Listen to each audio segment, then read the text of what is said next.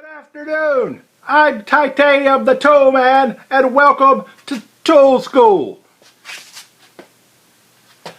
This is the place where you can learn about God and tools at the same time.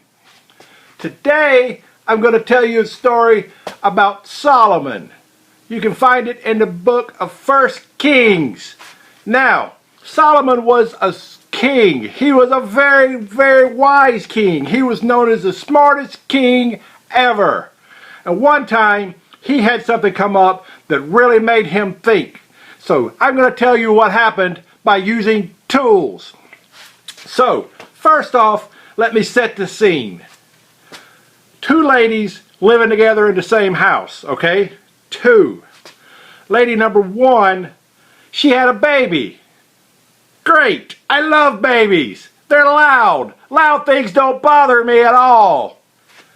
Then 3 days later, lady number two had a baby in the same house. So now there's one lady, two ladies, one baby, two babies in the same house. You follow? It's like a little apartment type thing. They each got their own bedroom and they were really having a good time.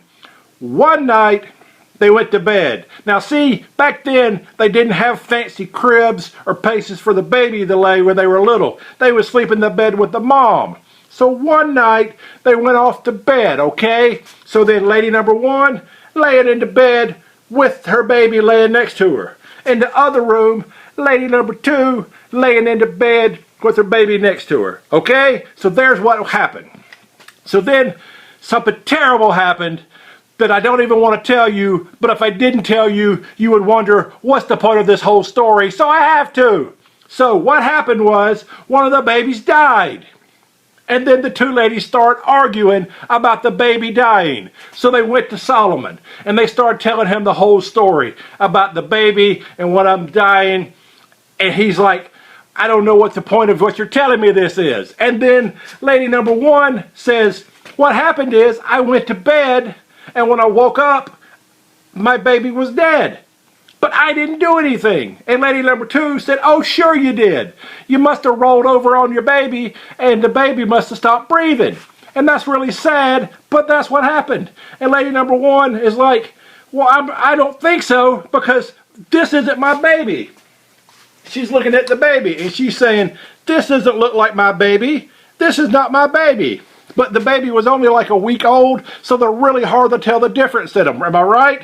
So then lady number two, she says, well, this is my baby. I can tell it's my baby because it looks like me. And lady number one said, no, it looks like me. And then they started arguing. So apparently what had happened was this. One of the ladies accidentally rolled over on their baby and stopped breathing. And then one of the ladies switched babies in the middle of the night to trick the other one. But the question is, who did what, and how will you ever know? So Solomon, being the smartest king ever, said this is going to be an easy decision to make. You know what he said? He said, bring me a sword. We're going to cut the baby in half. Cut the baby in half? You can't cut a baby in half, but he said, bring me a sword. So, here's what I'm thinking. Number one, a sword won't do the job. I'm thinking a grade A, steel-bladed, sharpened up, wood-handled axe. I'm thinking I chop the baby in half because that's the best way to do anything. Like firewood. One sweep, they cut in half. But sometimes you don't want to come down too hard and you want to make sure that you don't damage it. So in that case, I might go with something simple like the sheetrock knife. It just penetrates and then it cuts down slowly and leaves a little messy groove, but still you can see what you're doing. But maybe not. The other thing I might do is I might do the tree branch switchblade. It looks like nothing, but then it pops out into a blade. See the teeth on that? Now with that, I could definitely see what I was cutting and make sure that it's even, because the whole point of Solomon was give half the baby to each one of the ladies. So I might use this. But also have up here, I have my trusty hacksaw. The hacksaw is always good for cutting hard things, so if it gets a little difficult, I might switch to that. So I've got several options here, but I definitely wouldn't go with the sword, is what I would recommend to Solomon. So, but what I've decided to go with is this. It's a grade A circular saw. It's got precision cutting, it's got the rigged teeth, it's got the level elevation so you can just make sure you're going just across in the right way, one smooth cut, and we'll just do it. So I think what we're going to do is go to my workshop and I'm going to show you how a circular saw works. Hello again, this is Titanium the Toolman, and I'm here at Titanium the Toolman's workshop. Let me just give you a quick tour before we get on with the lesson. So over there, you'll see like nails and screws. That's used to put stuff together. There's my sawhorses. Sometimes when I use them to make stuff. And there's my table for lunch and stuff like that. And just look at all the things that I have to do on a daily basis, because I am Tim the Toolman Taylor and I do a lot of tools. But now we're getting over seeing just more of the projects up there, all the wood supplies that I may need. Oh, there's my hammer. I like to paint a lot. There's my paint.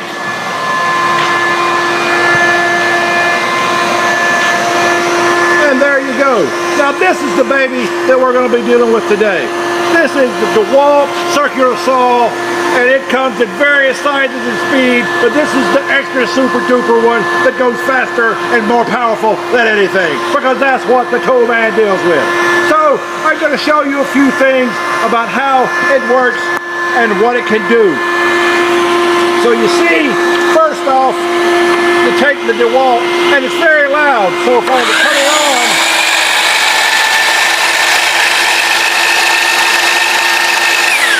see how the blade comes out? It's got this protective covering right here, so you can't hurt yourself. I've been known to hurt myself, but this will keep me from doing it.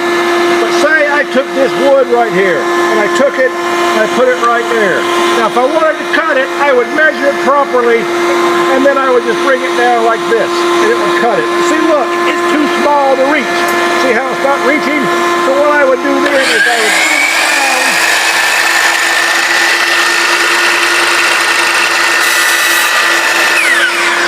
See how smooth that was? Could you even hear it or see it? But look, completely cut in half. So now I'm going to continue on with the story of Solomon. So as you know, Solomon had to figure out what to do with the baby. If it was up to me, Titanium the Toolman, I would take the baby and I would put the baby right on the saw. So let's look at this piece of wood. Pretend this piece of wood is the baby. That's not going to end good for the baby. But this is what he said to do. He said, cut the baby in half.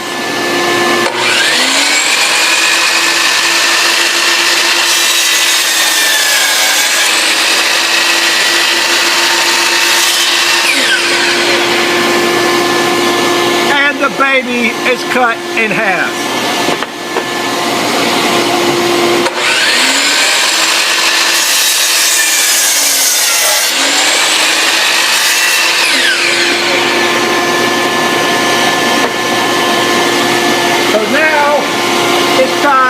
To take the baby, and Solomon said, okay, what we're going to do is we're going to cut the baby in half, and then each of the ladies can have one half. Do you want to cut it down the middle so they each get half of the body, or do you want to do it like right here and give one the top and one the bottom? Here we go.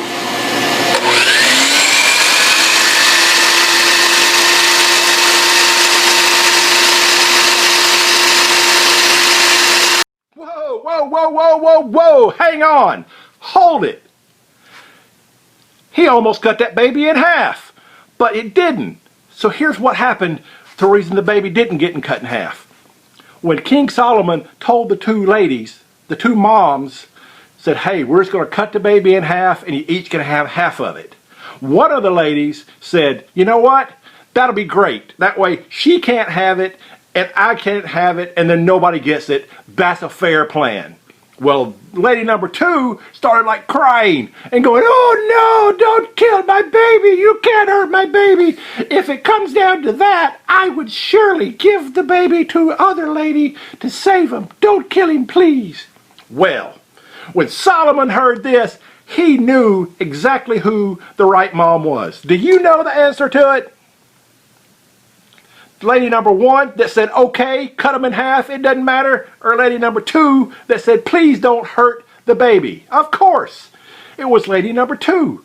So by Solomon threatening to take the baby and chop the baby in half, made the true mom come out.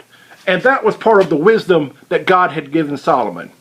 He told to Solomon, he said, "Solomon, you can have anything you want in the world." And you know what Solomon wanted? Solomon asked for wisdom. He asked to be smart and wise and always seek God in his decisions.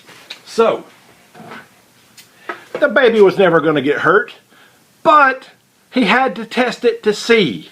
So that's what happened in Solomon and the story of the 2 ladies and the baby.